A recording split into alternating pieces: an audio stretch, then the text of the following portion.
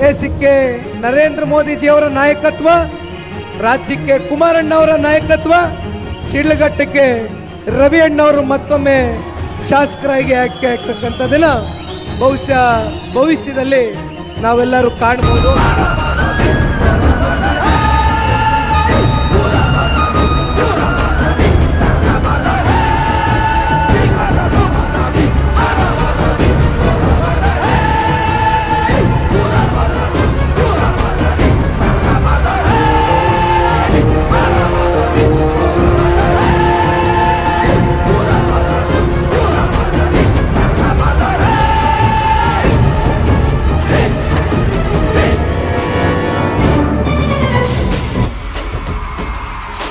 వాళ్ళు నా కోసం ఉన్నా లేకపోయినా నేనెప్పుడు వాళ్ళకి అండగానే ఉంటా.